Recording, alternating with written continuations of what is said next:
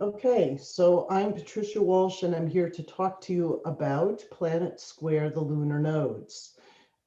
Before I go into that, I just want to let you know where I draw my information from. Some of you know me, some of Okay. you don't. I I've been a regression therapist for over 20 years. So I work with people in present and past life trauma.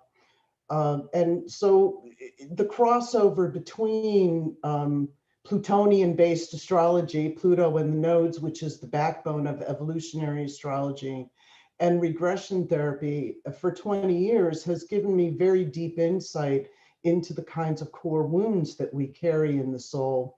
And in evolutionary astrology, we look at Pluto and the nodes as indicators of what some of those karmic scripts might be, some of the things that we bring in, the unfinished business. So as I said, 20 plus years of doing this work has given me very intimate, and I feel very honored to have peered so deeply into the human psyche and to see the the principles of trauma, how they play out in one lifetime, do play out across lifetimes.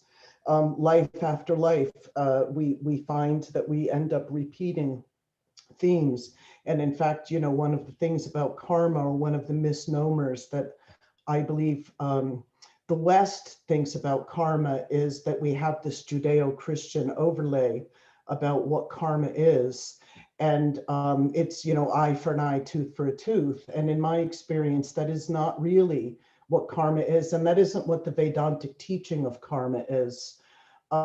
There's an aspect of karma that has to do with wounds to the soul and that which we carry life to life. And those are called samskaras.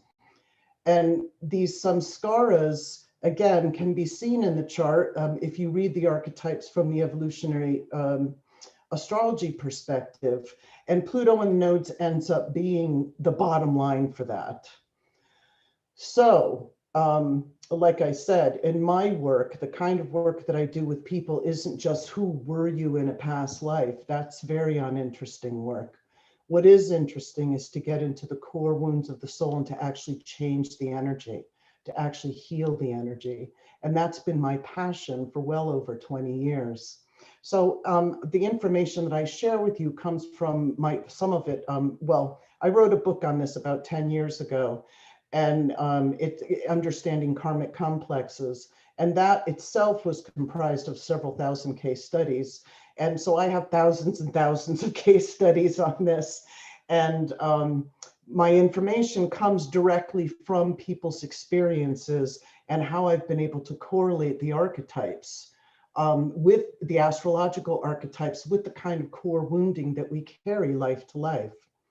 So when we look at a planet squaring the nodal axis, it indicates something in evolutionary astrology. Um, I just have an example here. For example, we were going to take Uranus, and we say Uranus is squaring, let's assume, and we know that this would be the south node, and this would be the north node, Rahu Ketu, as they're known.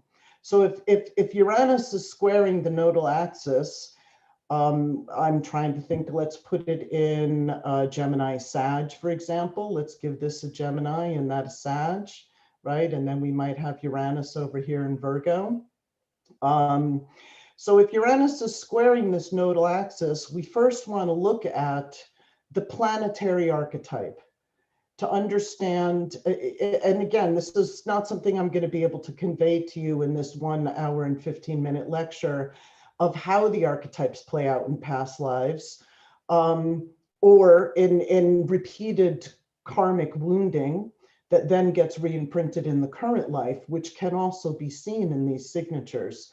So you'll just have to take my word for it when I give you certain interpretations, because we don't have time to go through it. So Uranus, let's say Uranus squaring the node. So when I'm looking at this, if I were looking at a Gemini and a Sagittarius south node, and I see a square to the nodes, one of the first things in evolutionary astrology is that we would understand that all of these archetypes are part of the past life experience. They're part of the psychic inheritance that the soul is bringing from other lifetimes. Both the north node and the south node would be active karmically. The planetary archetype when you look at this, because we have a planet in a sign and in a house, the first archetype you look at is the planet. So here it would be Uranus, for example. And then you would notice Uranus working towards a Gemini and a Sag um, node, and that both of those nodes would be part of the past life experience. So we would say that, I mean, I notice it a lot with clients, especially when I work with them repeatedly in regression. And I find that, they'll do some lifetimes that are very Gemini archetype, and then other lifetimes that are very Sagittarius archetype, taking if the planets are squared, I'm sorry, if the nodes are squared by a planet. And then, but all of those stories would be colored by the squaring planet. So I guess, I could pull one out of my head of case studies of, say, a Gemini South Node kind of story would be about, trying to get your message out. And maybe there's, if I put Uranus into that story, that would bring, their story might turn up some kind of Uranian themes, like they were a leader of a revolutionary group, right, that got wiped out, and then they felt responsible or something, or they went into some kind of shock or something like that. These would all be parts of these archetypes. So we would have Uranus there, and that may be a series of lifetimes that they do in therapy to uncover those wounds and heal those wounds. Then on the other side, they might also have another series of lifetimes that are very Sagittarius archetype, where they might be, and again, tinged with the Uranian square, right? So they would have lifetimes of, trying to speak their truth or something, right? And then some kind of Uranian influence, or being the person who's, Uranus is a very Promethean archetype, right? The person, I always say, whoever's head sticks highest above the crowd is the first head to come off, right? That's what happens. So whoever's head is, so they would be that person, right? That kind of person speaking up about some truth or something, and then perhaps persecuted by that because, as I said, Uranus is in Virgo. So that would be a way that we would see these manifest. I, again, have observed it over thousands and thousands, tens of thousands of people's past lives. So all of these archetypes would be active in the story or in the core wounds. When when you look at this planet, you can look at it kind of like another South Node, the way that we understand a South Node. There's something within this archetype, this planetary archetype, that you're called to heal, to evolve to a higher perspective. And like I said, the wounds that we carry are more a repetition of karma than they are punitive, right? So, and this we know in trauma theory, that trauma repeats itself. Like I said, trauma repeats itself. Trauma repeats itself. And part of the reason for that is, it's been theorized that it's the psyche's attempt to continue to gain mastery over something that has distorted and fragmented the psyche. So in evolutionary astrology, we would be looking at this node to the left, and it's called the resolution node. I call it the resolution node. And in other forms of astrology, these are called the north bending, a planet at the north bending or south bending of the nodes. In this case, it's south bending, right? So we have a Uranus squaring, and when we look to this one, we would say this is the resolution node. So if you have a planet square the nodes and you want to understand what the resolution node means, it means that this particular archetype, and in my example, this is Gemini.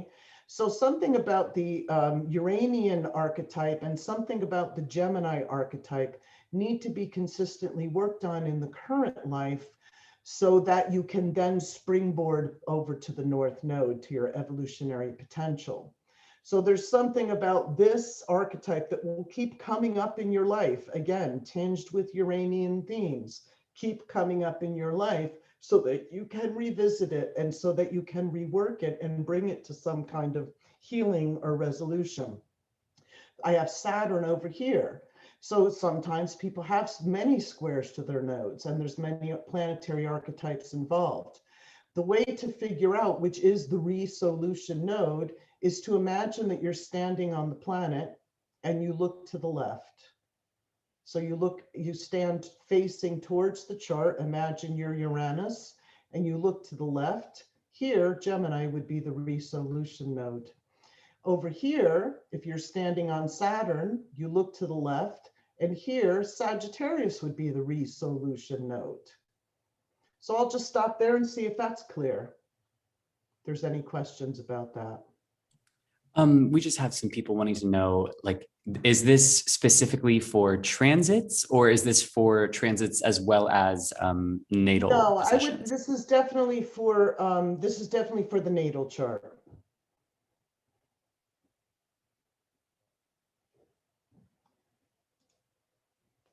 Okay, so what I want to walk you through, did that answer the question? Yeah, I believe so. Okay, thank you. What I want to walk you through are the different planetary archetypes and how they play out as wounded archetypes when they're square the nodes. And, you know, again, if you have a square to the nodes from any of these planets, some of this you might relate to. So when we have a sun square the nodes, generally, some of the underlying themes can be about what the sun is about, being, shining, your self-expression.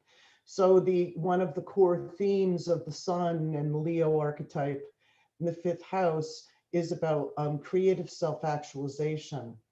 So that we can say from a karmic perspective, something about this has been wounded. And the urge of the soul continues to be to evolve that, to evolve beyond that wound. So there's a variety of scenarios and the ways that this could have been wounded in past lives. I don't have time to get into that. I have a ton of those kinds of cases in my book. You can go and look and read about those there.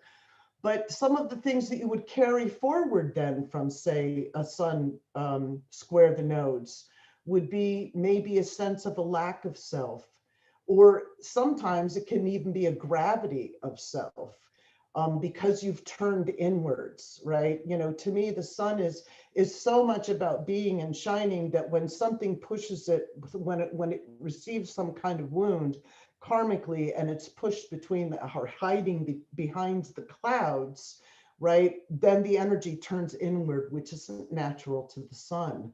The sun is meant to be a generous outpouring, just like our real sun is.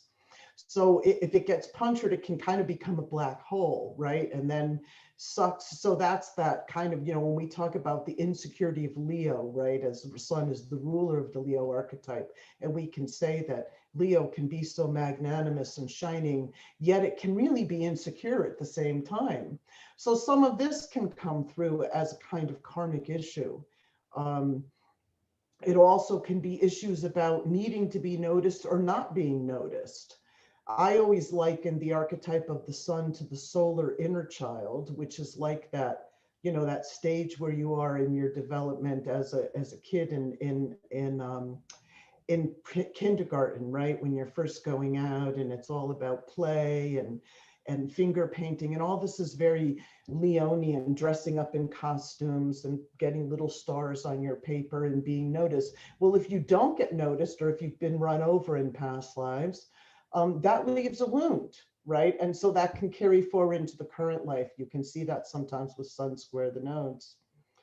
There can be a hiding or an overcompensating. One thing I always say about recognizing complexes in ourselves is, you know, if you do something smoothly, easily, without any problem, there's usually not a complex there. But if you overdo something or avoid doing something, you either overcompensate or undercompensate, then you can assume that there's some kind of complex there. So for example, we can talk about public speaking, which is a common one with many people. Some people might, you know, never say because they're so afraid of it. They would be like, I'm never going to do that. I am never going to public speak. Okay, that's fine. That would be them hiding and staying away from that wound. Or you could have somebody who just speaks and speaks. Maybe they don't make any sense, or they're too nervous when they're speaking, or whatever it is. That could be an overcompensating. So I'm not relating this son specifically to public speaking, but you get the point. It can also be about a blocked creativity or some wound around one's personal gifts. As we know, this archetype is also about joy and the giving and receiving of love.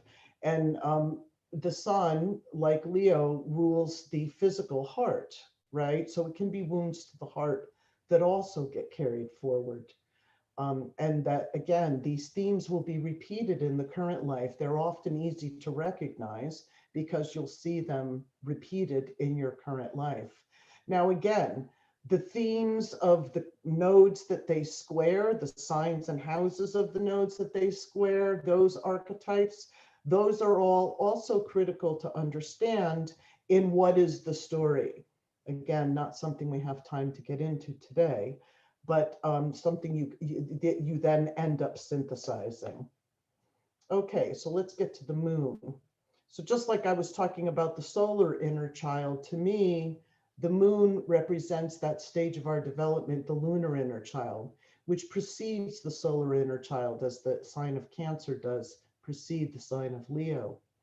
And the lunar inner child is our nurturing needs, our very deep, vulnerable child self. And all of those lunar needs, our safety, our security, our sustenance, our nurturing, the mirroring that we have gotten or not gotten. And I often find people with a moon square the nodes that they have a lot of past lives in both of them, both sun and moon square the nodes. I find that a lot of people therapeutically benefit from doing inner child work because, again, past life themes, like I said, trauma repeats itself, trauma repeats itself.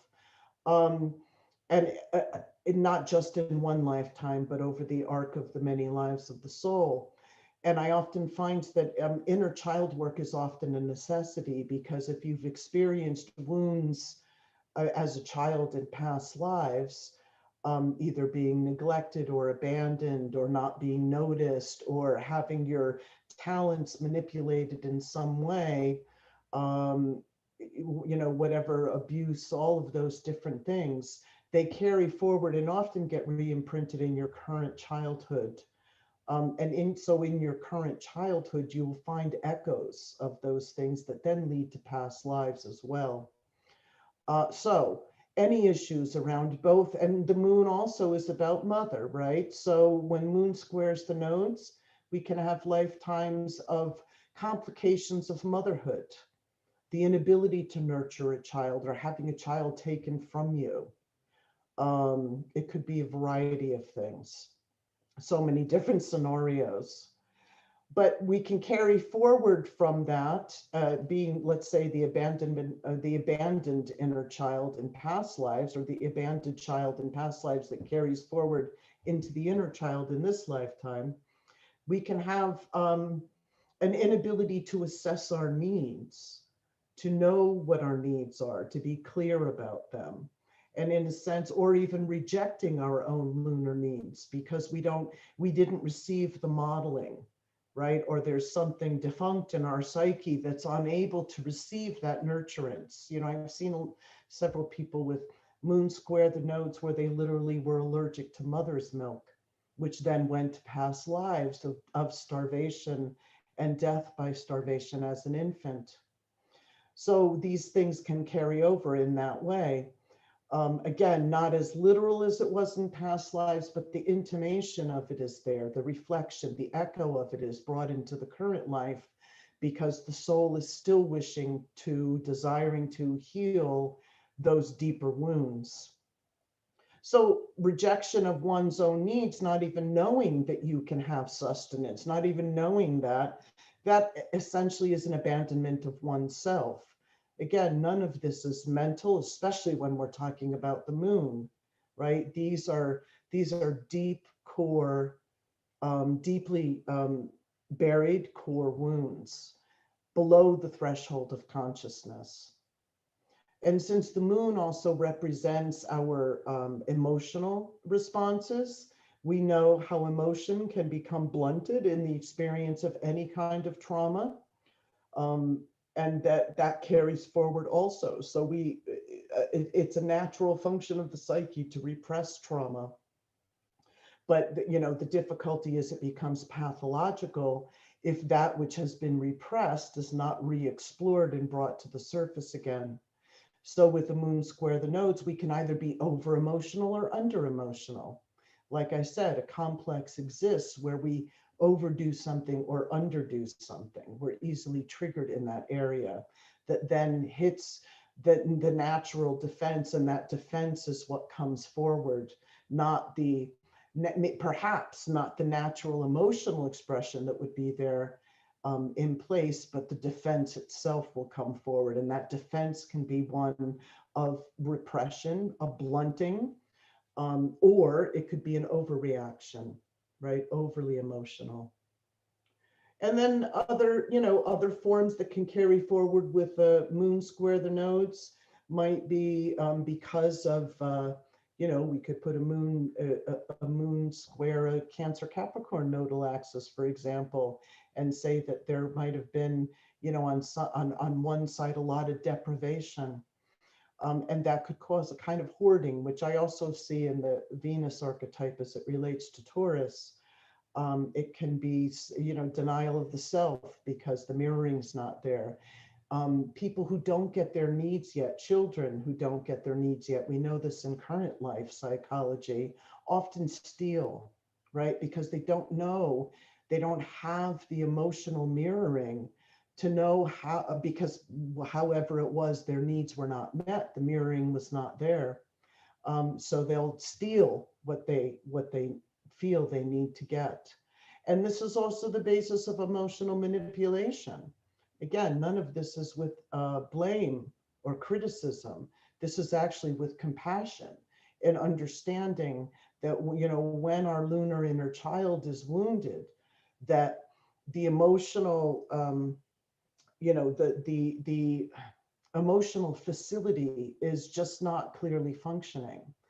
And so the reworking of the emotional body is often part of what the task is when the moon squares the nodes. Let me just stop there and see if there's any questions so far. Is it making sense? We have a question about the orbs you're using for Okay. the square. Okay, so 10-degree orbs, which is actually quite a wide orb, and I've actually seen it in play 11 to 12 degrees. I'm thinking of one guy I know, and maybe it was the nature of the planet. He had Neptune square the nodes, and he did a whole bunch of regressions which were very dissociative, which is part of the Neptunian archetype. And that was the defense that his soul went to for survival in past lives. I'm out of here, right? That was it. It was just over and over. And since it was such a useful defense in past lives, his soul continued to use it over and over. So every lifetime we went to, we met that defense. And his Neptune was 12 degrees away from square the nodes, but it was so clearly operative. But then again, that may have to do with the nature of Neptune itself. It's not very clear on boundaries often. Won't stay within the 10-degree orb. But in And we have, oh, sorry. no, that's okay. We just have another question about if there's a grand cross with the nodes, would the solution or the situation for each planet in the grand cross be different, or would it all be one larger kind of system? Well, that's what I was explaining in the first slide. So no, it wouldn't be. The resolution node is always the node to the left of the planet. So you're standing on the planet looking into the center of the chart, and the node to the left is the resolution node, the resolution node. So if you have a grand cross, which is planets squaring either side of the nodal axis like this planet looks to the left and this planet looks to the left. So the resolution node could be either the north node or the south node. Does that make sense? Yeah, that does. Thank you. And then we also want to know, would you include Chiron square these nodes? Yes, I don't have it in this presentation though, but yes. Oh, and quickly, sorry. Does it matter if the square is out of sign aspect, but still a square? No, no, definitely it's still in play. Okay, so let me jump forward here to Mercury. So Mercury, as we know, is a dual rulership. Gemini, it's Yang, and in Virgo, it's Yin. So in Yang is outward turning energy, outward moving energy. In Virgo, it's inward moving energy. So I have these phrases here: extroversion, introversion. So they have this kind of joining, archetypally, they have this kind of joining or similar energy here, which is about thinking and knowing and discerning and communicating and changeability and mutability. These are things they share in common. Excuse me. But when Mercury, and one thing to keep in mind, when you have, say, a planet that has a dual rulership like Mercury and Venus, you may be drawing in, or your soul may have experienced that archetype in both ways, right? As ruler of Gemini and as ruler of Virgo. So you may have those archetypes also involved. Sometimes you can discern which it is by looking at what nodes it is, what the signs and houses of the nodes are, or even the house that the squaring planet's in. Um, so certainly when Mercury squares the nodes and we look at it as Mercury squaring the nodes as the ruler of Gemini, we're going to get into energy of being too scattered, too mutable. And a big one is reactionary. And, I see this in people's past lives where they never made a plan, right? They were kind of like, and it shows up in the Sag archetype as well. Excuse me, tickle in my throat, where they're kind of like, moss doesn't grow in a rolling stone. So they live those kinds of, they've had many past lives as kind of, you know, always on the move. I've had people that were on the run in past lives, and that energy carried over. Um, as they say, like I said, moss don't grow in a rolling stone. So you keep moving, but that's a reactionary mode to live life by. And that can carry over into the current life, um, where somebody isn't able to settle on something, or that they feel, I mean, maybe if you had to be on the run in past lives, excuse me, if you had to be on the run in past lives for your survival, that kind of energy is going to stay with you, because we know that anything that has to do with our survival, the soul's going to cling on to it, right? And it's going to carry it over, like, oh, that's a useful skill, right? I mean, this is what evolution does. Oh, if it helps my survival, I'm going to hang on to it. So if you were on the run in past lives as a way to survive, that can carry over into your current life, right? But it may be at odds with what you want for your life. Especially if you have a Gemini South node, and let's say you're moving to a Sag South node, right? Which would be the opposite, which would be considered action and being able to make a plan and have a goal and stick to a goal, um, hit the target. As we know, Gemini is also about splitting, right? So we can see that, in this, one of the ways I've seen that play out a lot in past lives is, excuse me, Jed Mercury, right? I do not have Mercury square my nodes. I don't know what's happening with my voice. Um, Duplicity, right? People having lived double lives in the past, or had to have lived double lives. I had a guy with Mercury square the nodes who was a gay man during the Holocaust in Germany, and they were persecuted as well. So he had, and people experience this in their current life, feeling they can't come out as their true selves, which would be, again, the natural polarity point, which is Sag, being able to be your authentic self, but having to have hidden one part of yourself because, again, for survival, having to have lived a double life, not ever able to come out with as who you are. This can be a problem. and carry forward into the current life. Another one I've seen, I remember I had a guy who had a Mercury, square the nodes, um, who shot himself cleaning his gun in a past life. And as a spirit, he was hanging there looking over his body. Because in my form of regression, we go through the death into the afterlife. And he was looking at his body going, how stupid was I? Like, how did that happen? Right? So you can carry over this kind of impulsive, as we know, Gemini can be like that, this impulsive energy that carries over, and then you feel like you made a mistake, right? That you did something stupid. I've seen people have their, as we say, curiosity killed the cat. Well, sometimes it killed you in past lives too. You went places where you weren't meant to go. And that can carry over.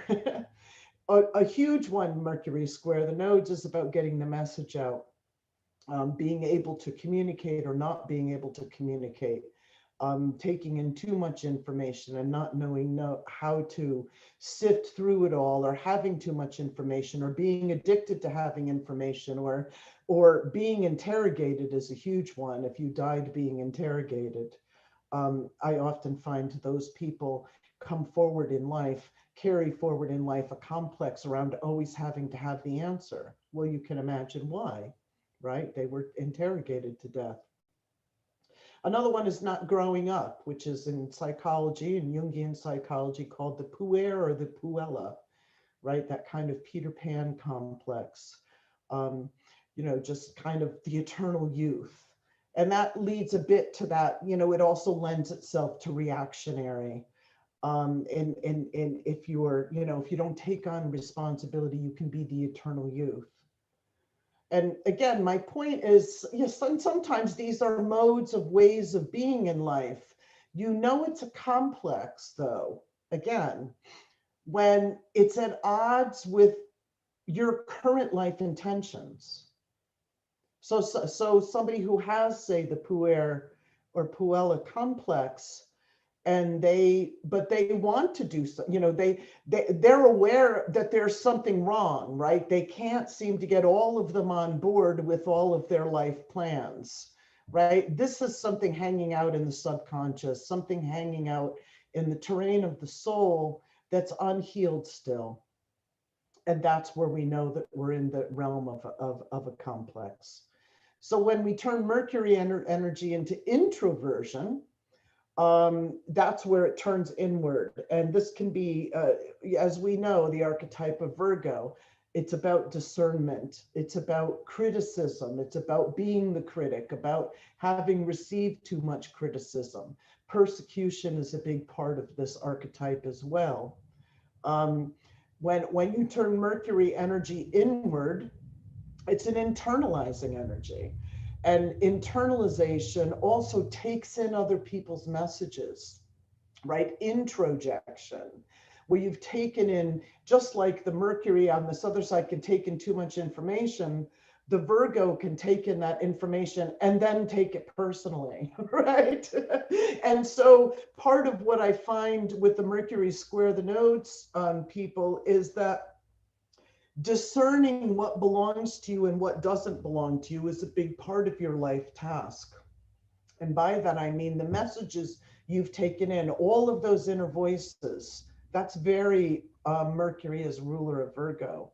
The inner voices, the things that talk to us, especially the critic voices, the common ones, not feeling good enough, feeling inferior, etc. Um, as we know, this is all part of the Virgo archetype, trying to be perfect. And in some past lives, you may have been in a role where you were forced to appear to be perfect, like I'm going to use an example, like a princess, or, something, a son of an aristocrat, right? Or something like that, where you had to play some kind of perfect role and you failed or something. So this can carry over with, I'll never get it wrong again. I'll always be perfect. It's like perfection and overdrive. And like I said, the common not feeling good enough. I have Pluto and Virgo in the sixth house, which also carries very strongly the Virgo archetype into my past life experiences.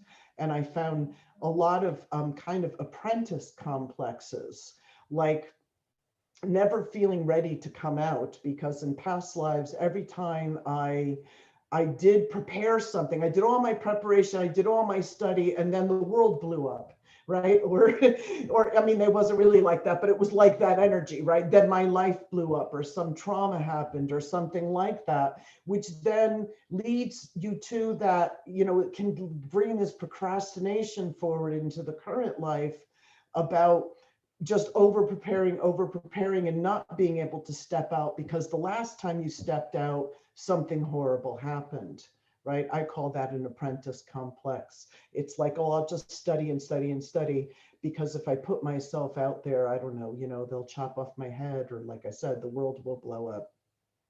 And then there's all the complications that can come from roles in past lives of having been a helper or a healer or being in servitude.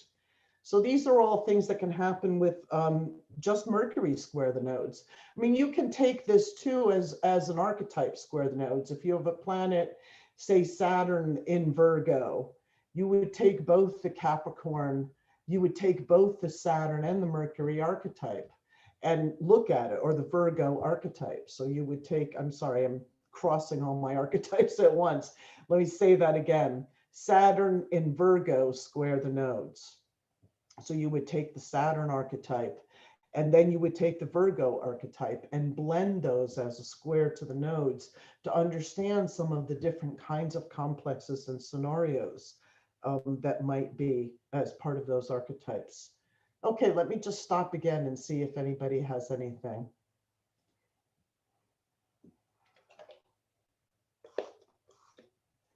No?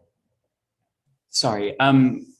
I think you went over this, but they just want to figure out how are you able to find out which side of the axis you're on, like Mercury squared to the nodes, and I think you said to the left or something like that. Yes, the node to the left. I think I can go back. Let me see if this will let me reverse back there. So here we are. Let's imagine again, here's Uranus and here's Saturn. South node, north node. Okay. Ketu, Rahu. So if I'm here and I'm Uranus, I'm standing on Uranus and I'm looking inward towards the chart, and I'm looking to the node to the left. So then you're looking at that one, as I said here, the resolution node. Same here, you have Saturn, you're standing on Saturn, looking inward towards the chart. You look to the node to the left, and the resolution node is the north node. Now, again, maybe this is confusing because traditionally it's been taught that we're always moving from our south node to our north node, but that is not true when you have a planet square the nodes. And I have thousands of case studies to back up that that is actually a principle that can be verified that Jeff Wolf Green put forward in evolutionary astrology, which changed that interpretation of understanding that we're always coming from the south node to the north node. Like I said, you when you have a planet square the nodes, all of these archetypes come into your past life experience, right? And that the soul is meant to, it means that none of these were able to be smoothly integrated because of traumas and wounds experienced. And that all of them are being reworked in the current life. When a planet squares the nodes, the feeling is like there's some imperative. I wrote this in my book because I noticed that out of, you know, tens of thousands of clients, so many of my cases had planets square the nodes. And I realized it's because they felt it as a karmic, and when I say clients, I mean clients that came to me for regression therapy to heal these wounds to the soul. And so many of them came to me because they feel it in their soul. It's like a karmic imperative. Like, you know, you think of the tense energy of a T square, right? You know, it's like something's got to burst, something has to give, and they feel that inside them. They may not have the words for it or know it, right? It shows up as complexes in their life, that then just feel this kind of gravitas of this is something I'm meant to work on. And like I said, I had an inordinate amount of cases and still do of people with planets square the nodes. Does that answer the question? I believe so. And just quickly, would you also consider the ruling planet of the planet that is square the nodes in the delineation? In the delineation, for squares to the nodes, not so much. But yes, if we get back to the whole evolutionary astrology paradigm, when we're discerning the delineation of the what I would call the karmic axis, we're taking into consideration Pluto as a bottom line, the north, the nodes, the lunar nodes, their rulers, all of the aspects, etc. So that would be the basic delineation. But I'm not so much going to look to the ruler of the planet that squares the nodes. Although I suppose, it might, I haven't made a correlation that it lends that much more layer to understanding. Okay. All All right. right. So now we move on to Venus. And again, as we know, Venus has a dual rulership. Here she is as ruler of Taurus and ruler of Libra. So again, this is yin and yang.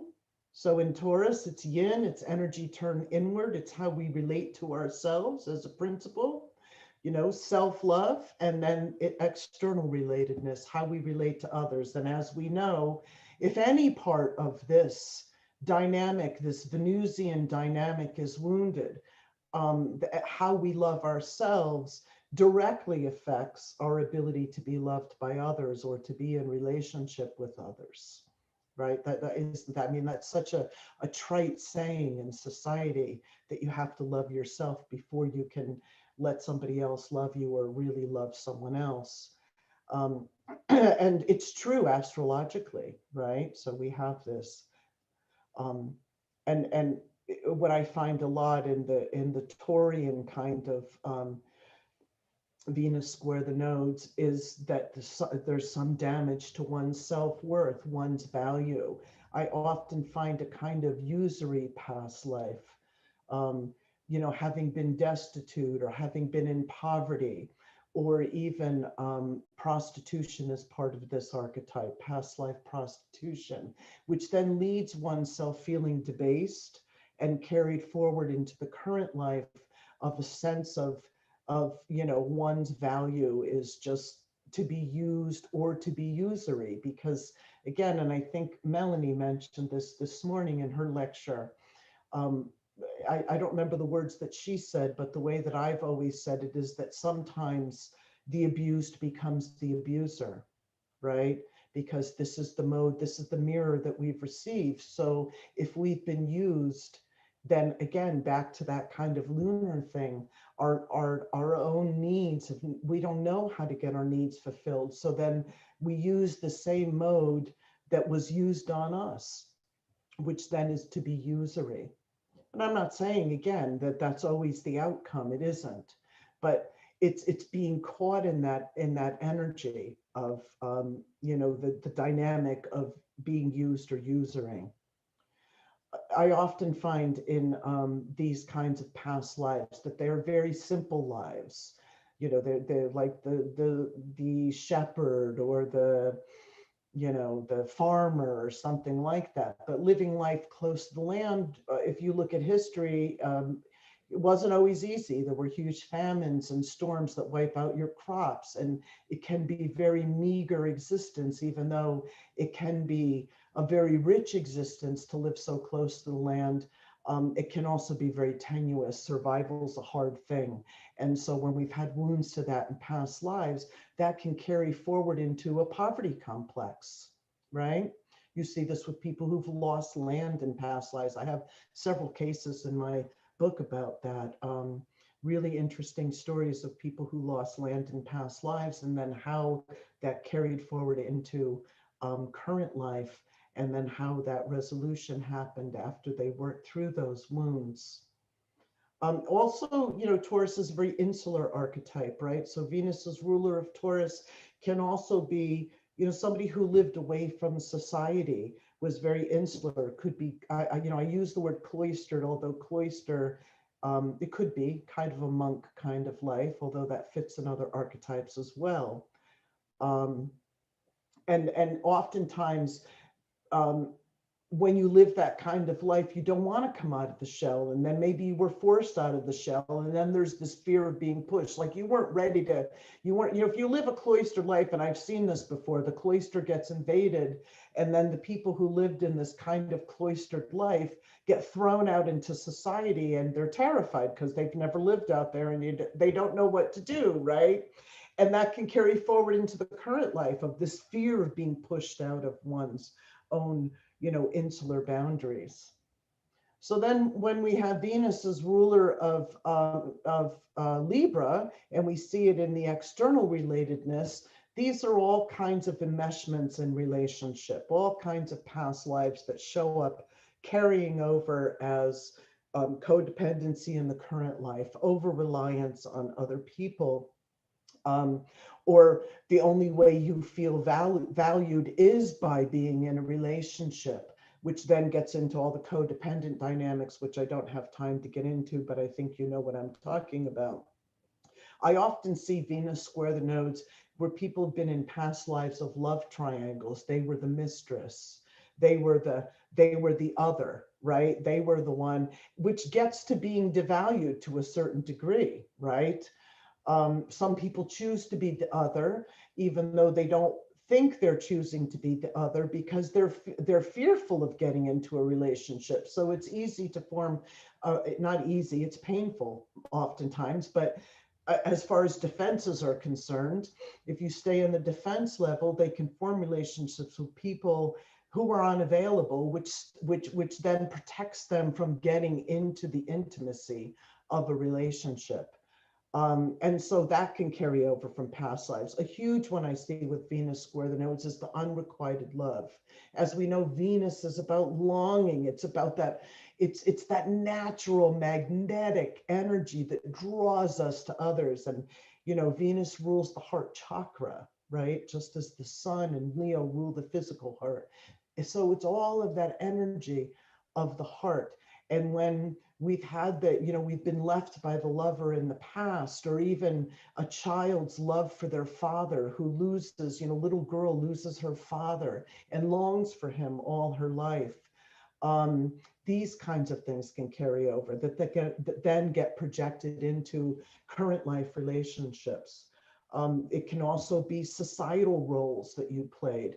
The Southern Belle, right? This is a very Libran archetype, having to have been, the Southern Belle, and it's all about appearances, or Victorian society where you had to wear that corset, and you weren't allowed to be like a real person. Those things can carry over as well. Just being loved for one's beauty is also a wound that can carry over, right? Then people can only value themselves when they still have that beauty. And when they maybe for something happens, they lose part of that beauty, or they're that it can be a huge wound to them. Denial is another part of this archetype as it relates to Libra, because Libra's desire for harmony can override its ability, or its want, or to look through that to see the reality. Okay, any other questions? I got to keep moving here because we've got how much time? We have about 25 minutes left. Okay, so I want to keep going through the archetypes or I won't get there. Mars, as you can imagine, I love this little guy, is about anger, rage, right? It's all of these, the things that quite frequently we weren't able to express in past lives, or we died in a rage or in anger, in defense of ourselves, or in some kind of adrenalized, like, this is all the stuff Melanie was talking about. And I have worked with so many current life soldiers. And actually, I've worked with veterans of every single war, going back to World War II, in a variety of ways, to work with the wounds of war and PTSD of war. And there are certain archetypes that carry forward in that kind of PTSD that I've seen, and it is a very Mars archetype. Um, so there's all kinds of things that can carry forward. I can't get into, again, I break it out in my book. These different stages of the wounds of the warrior, of the Mars warrior and the Capricorn, the Saturn soldier. I see them as two different archetypes, usually intertwined, but they carry different wounds. The Mars wound is one of just anger and rage.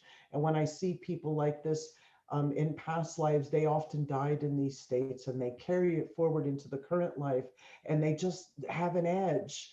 They're just, sometimes they draw anger towards them. Sometimes they dissociate and repress the anger so much. And, the universe abhors a vacuum. So when we repress something, it often draws that very situation to us, and they don't understand why they keep drawing angry people towards them, because they're like, I'm so nice, I don't understand what, because they've repressed that. Right, part of it is you need to get in there and open it up again, because it's been twisted and distorted for some reason in the past. That's a core thing I see in the Mars archetype. Sometimes, you can just give those people a stick and say, look, even if you don't feel mad, I'm going to give you this pillow and I want you to just start wailing on it and just let it out and see what comes. And they're quite amazed when they see what comes.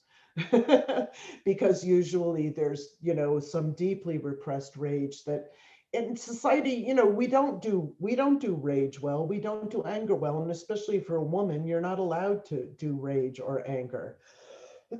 So, society condones repressing that because it's very scary, but it's a very powerful energy because Mars is our libidinal, our natural libidinal energy, and we need that energy.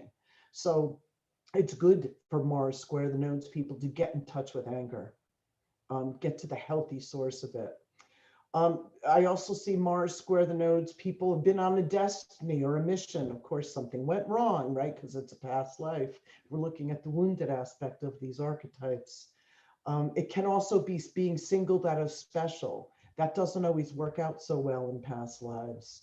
I have a case in my book of a woman who was selected as a young girl to do some ritual with the pharaoh or something, and she actually was entombed with the pharaoh in his death.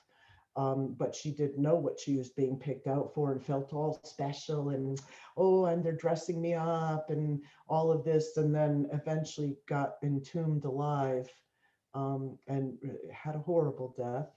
But then you can see how this energy of specialness they carried forward into the current life. Remember, she had a Mars conjunct Aries, double signature. So it can also be about sexual violence. Like I said, war, PTSD, having died in adrenalized states can leave somebody in a permanent state of PTSD that carries over life to life. I often say that this Mars kind of energy coming into the current life is like coming into life with the volume turned up to 100. It's when you die in such a state of trauma and then it keeps repeating itself life after life. You don't have just current life PTSD, you have past life PTSD. And trust me, we all have it. We all have it. If you've been around the block a few times, you have it. So we all have different levels of PTSD. um, and when you die in those states, it's like part of you becomes numb, and you always have to keep turning the volume up just to feel alive. And after many many lifetimes of that, that's where we see, in current life, sometimes over risk taking behaviors, right? People always pushing the limits. It could be, drug use, whatever it is. It's just having to just overdo it. Sometimes in past lives it's failed initiations, also about emergence, etc. Wounds to one's identity, wounds to one's instinctual self. This can also be Mars square the nodes. I often see people with Mars square the nodes carrying forward some kind of complex of feeling they needed to prove themselves. Well, guess what happens if you die during an initiation? You know, you're a young native boy and you go off on the vision quest and you don't ever make it back, right? There was so many different, I'm using simple examples, but there's so many different examples of people dying during initiation that I've seen in my work, not just in native cultures, but in many cultures. And when you die in that way, you feel like you failed, and then it can carry forward into a, you know, into a kind of, I need to prove myself all the time. I need to prove myself. Um, and another one I see in this archetype a lot is dying too young. So people died young.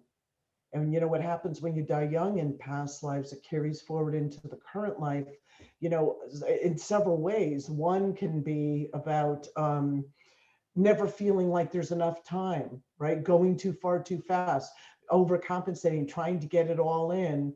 Or some people mute that energy because they're so afraid that they're going to, that they then repress all that, you know, will and libidinal energy, and then try to stay away from anything that's going to be dangerous. Okay, anything else? Questions?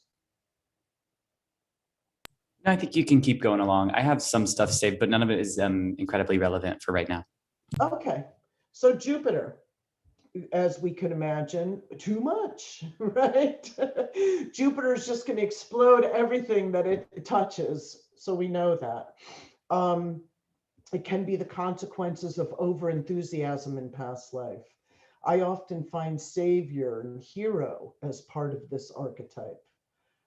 You know, having been the one who was like, you know, everybody looked to as being the hero. Well, that can carry forward into the current life of feeling like you always have to be that person. You always have to be the hero. Um, can be feeling like there's never a lot, never enough. Like I said, relating back to the Gemini and the Mercury, there can also be a wanderlust, gypsy kinds of lives, nomadic lives. A huge one I see with Jupiter square the nodes, or a ninth house involvement, is immigration trauma. Haven't been taken, either been part of, we see it on our planet today, so many people disaffected from their lands because of war, whatever it is, and the traumas that they experience. Well, when you experience that in past lives, that can also leave you feeling homeless. Even if you have a home, it can leave you feeling homeless.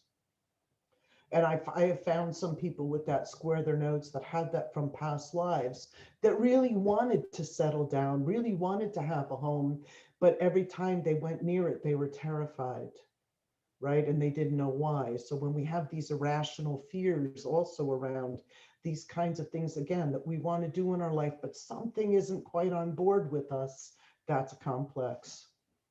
Um, Past lives, limitations, complications, right, with one's freedom. Again, also like the Mercury being on the run.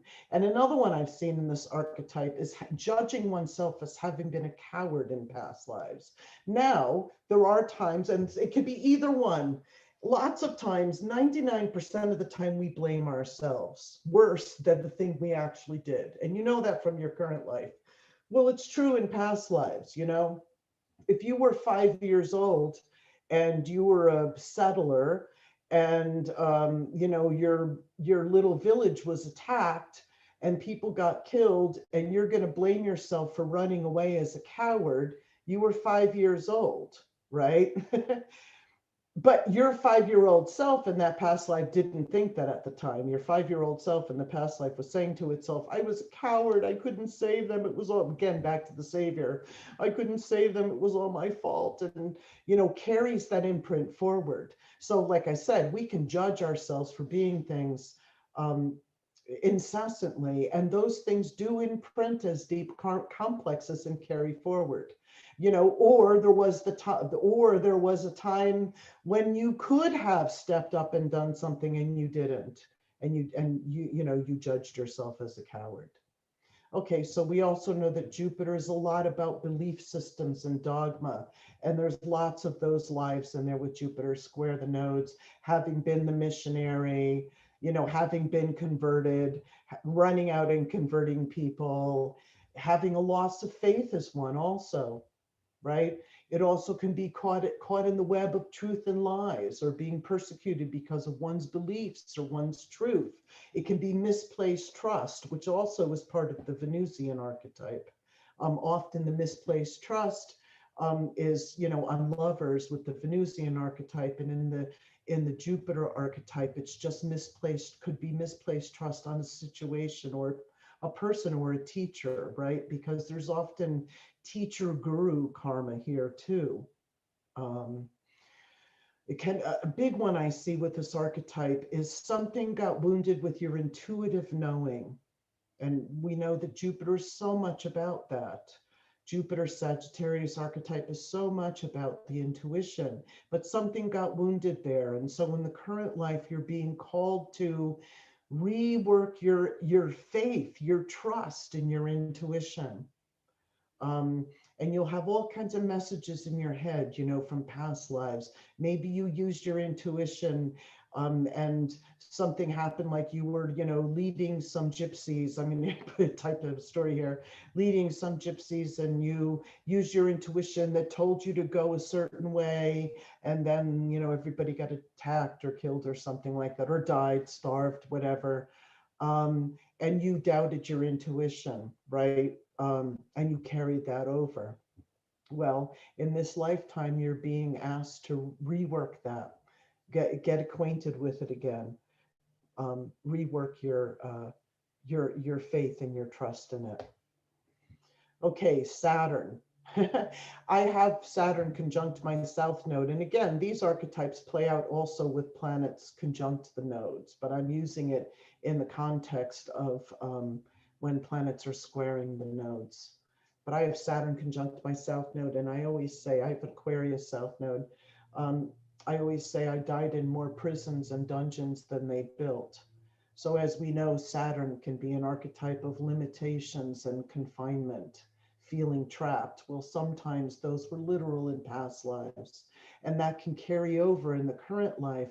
So maybe you're not going to be imprisoned again or confined or trapped, but you carry the psychological wound of maybe having died in those scenarios, or carried a deep wound of having been in that scenario in the past life, which can lead to a sense of hopelessness and despair, of feeling there's no way out in this lifetime. Saturnian imprints often just carry over, like it's like a hangover, that uh, Saturn can feel so tired, right? Because it carries so much responsibility, and your soul can just feel so tired and so burdened. And that's because of these literal kinds of things in past lives, right? Having been the authority, having been the leader, having been the responsible one, having been left as a 10-year-old to raise 4 children because your mother died. Um, and how you had to buck up and do that, having been repressed by totalitarian regimes or abusive parents or fathers or husbands in past lives. And again, most of the time I see it, like 99% of the time, the self-blame of feeling that you were a failure, you did something wrong, it's all my fault, is a key word for this one.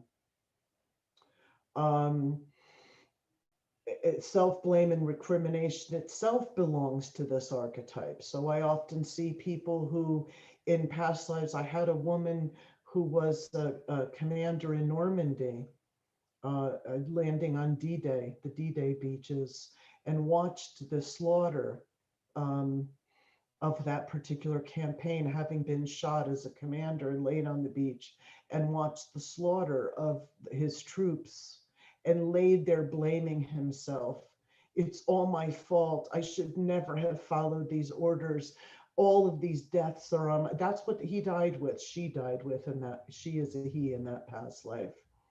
So you can imagine how that carries over. It carries over, like I said, like a hangover, right? This person's just hung over with that feeling. And so everything in her life was tainted with a sense of self-blame and recrimination. Fear and doubt is part of this archetype. maturity and old age. But sometimes, not everybody ages well. Sometimes they age bitter, right? They get lonely. You die lonely, you die alone, you get bitter. This is part of this archetype too. That can carry over. Lives of deprivation, of grief. Like I said, I call this archetype a Capricorn Saturn. The four it's going to come out. The four apocalyptic horsemen of this archetype are repression, suppression, oppression, depression. Okay, enough said. Questions before I get to the last planets here. I just wanted to make a clarification because there's a question from earlier. These archetypes are all concerning squares to the nodes, but it could also be an opposition or a conjunction to the node as well. Yeah, well, an opposition to the node is generally going to be conjunct one of the other nodes, right? So an opposition, yes, it can come into play, but it might have a different manifestation. So what was the other question? Planets square the nodes or what? They just wanted to know, like, these archetypes were about, they could be more than just square the nodes. Yeah. Yes. Okay, cool. Yes. And I mean, honestly, you could take many of these imprints and not even, you could take many of these imprints and say, going back here, for example, if you have a Capricorn South node, some of these will apply to you, right? Because it's part of that archetype. But when you have a planet square the nodes, these are going to be critical to your evolution.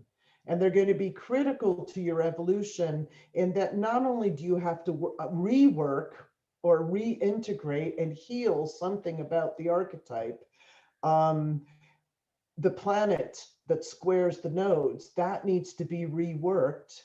But then you also need to be reworking the other, like I said, through the planet through the node that's the resolution.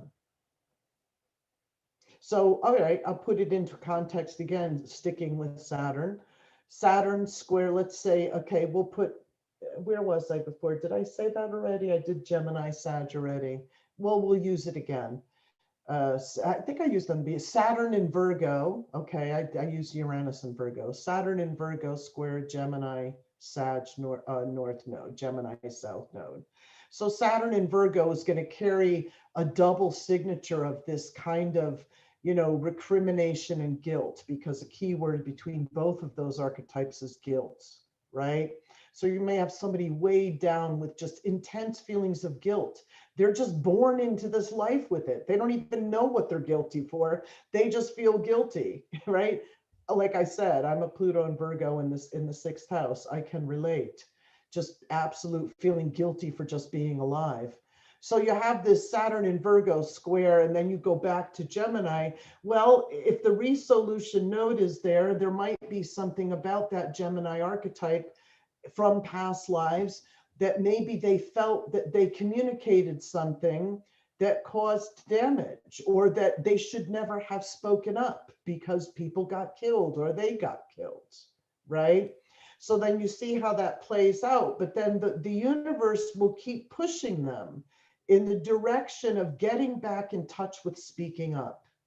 In a variety of ways it can happen, but their Saturnian reaction may be like, no, I'm just going to repress that, or I'm going to run away for that, I'm just going to shut that down, or or trying to do it yet feeling so guilty. But the universe will keep bringing those scenarios to them, because the idea is, let's get to the healthy expression of Saturn and Gemini, right? Let's get to the healthy expression, which could be, really getting their word out in some structured way. And right? Patricia, I apologize. We have just about under 10 minutes left now. Sorry. Okay, Uranus. Uranus itself is the archetype of trauma.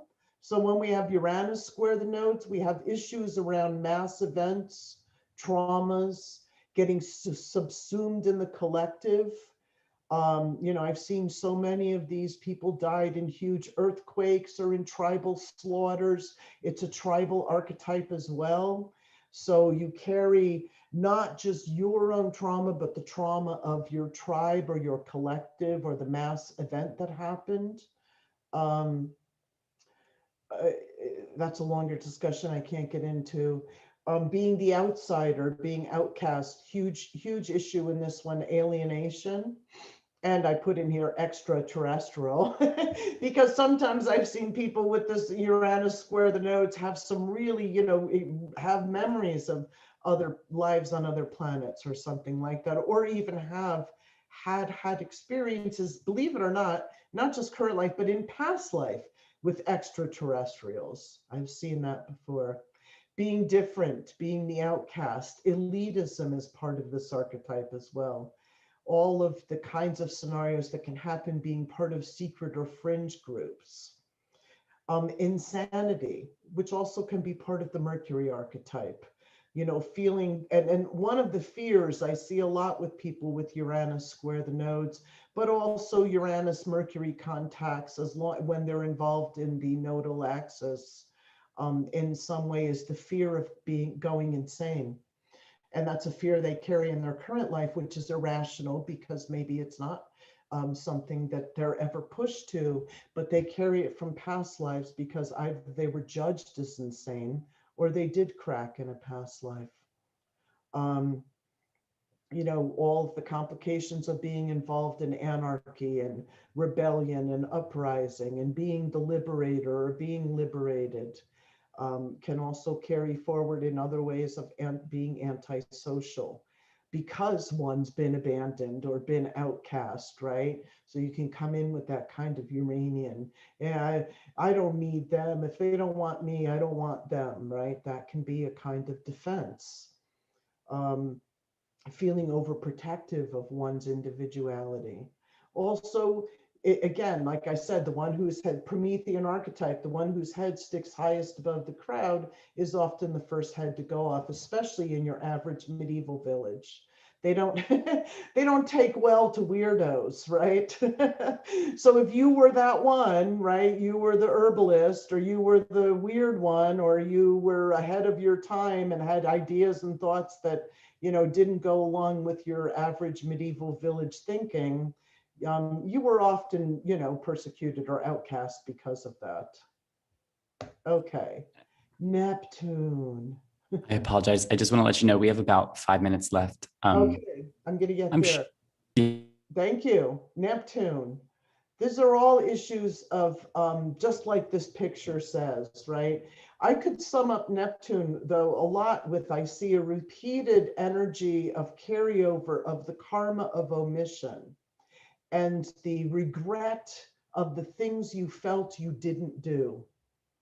And it comes up in a variety of ways in past lives, but the karma of omission is this feeling like I could have done but I didn't. Something slipped away from me, and then it's carried forward into a kind of grief in the current life, and can also um, cause a lot of inaction for sure. But all the things that we think of, the Pisces, Neptune archetype, these also come up in past life. I've seen people die in comas that have carries over in a current life, having died in some unconscious state, right? Can carry over in a current life as some kind of where they feel like they have some cognitive dissonance or some part of them is not fully here, usually because it's true. Some part of them is not fully here because there's been a lot of dissociation in past lives, right? So part of this is to draw attention to those lost parts of the soul and be able to do that descent work, do that journey work to go get those parts of the soul. That's a big part of the work that I do. And in all my Neptune type clients, especially Neptune square the nodes, they all say to me, I didn't know how much I wasn't here until more of me was here. When we were able to go back and get those parts that were in the fog because of trauma dissociated from the psyche, the soul loss, and able to bring them back, it's like a whole bunch of vital energy returns to the current life. So this is the part of what this archetype is about. So when you see Neptune square the nodes, and then there's all other kinds of ways to dissociate. which is escapism or addiction or all of those things that we know, or getting lost in mystic realms. Lots of stuff can go wrong in mystic realms. I've seen it thousands of past lives in these wonderful cultures like Egypt and all of these different places. Yeah, some of it really great, some of it not so great. The energy of disillusionment can also carry forward in Neptune. Having just had your bubble burst, and then the kind of distaste that that leaves, right? Which can also leave, if somebody's been disillusioned, it's almost like your little compass, your true north gets foggy, and they can come into the life and carry forward this kind of, I don't really know what's right or what's not right. I don't, and continue drawing these kinds of experience where their naivete is wounded again and again. Okay, I'm going to do Pluto quick. Pluto, we know, is as a core wound, has archetypes of loss, betrayal, and abandonment. And trust me, I could leave it there because because if you have Pluto square the nodes, you've been to hell and back in past lives. I call this Armageddon consciousness. When Pluto square the nodes is a special condition in evolutionary astrology as well. But the Scorpio archetype and Pluto archetype involved in the nodal axis, these souls have been, like I said, to hell and back, often experienced total wipeouts or just felt like everything was taken from them, destroyed. They've seen, entire civilizations go down, their village wiped out, their family wiped out. Again, this can be through a variety of ways, but carrying that within the consciousness leaves one with the sense of always feeling like the shoe's about to drop. Such distrust, right? Such, because the soul's been so wounded with that. And then, you can feel what that's like. That's just like, Mars and Pluto are the ancient rulers, or Pluto being the modern ruler, and Mars being the ancient ruler of Scorpio, right? You can see how that can carry over that PTSD that I was talking about in Mars. Um, that feeling of always the shoe's always going to drop. These people can always feel on edge, right? Like just waiting for the horrible thing to happen because they've experienced these kinds of things in past lives. And this is also, about manipulation, having been manipulated, having just been drawn into these or experienced the worst of humanity.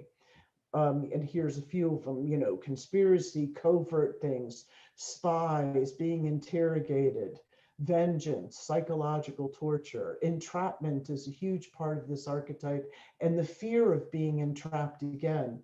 Quite frequently, it's a kind of psychological entrapment, unlike, although it can be physical as well, but unlike the Saturn, where it's like physical confinement, this can be just psychological, having been so manipulated and entrapped by others, and also sexual misuse and abuse. Um, Vengeance can be part of this archetype. I've seen plenty of people with Pluto square the nodes that died vowing vengeance. That usually doesn't work out too well, by the way. I want to let you know that you will find yourself re-meeting those people again in the current life, because the soul again is wanting to work that out, right? So I often find this, and I also, having seen people do regression, and couples doing regression to find out what their karma is together and to work through issues, you can often see that abused and abuser often form relationships again, because they get locked in this. I call these kinds of relationships these kind of fixated bonds. So you can form fixated bonds with one who, it's a kind of Stockholm syndrome that carries over from other lifetimes. But again, it's just that it's become so fixated that you continue to reincarnate with those people to work through these issues. Okay, so I'm just going to stop there, and we can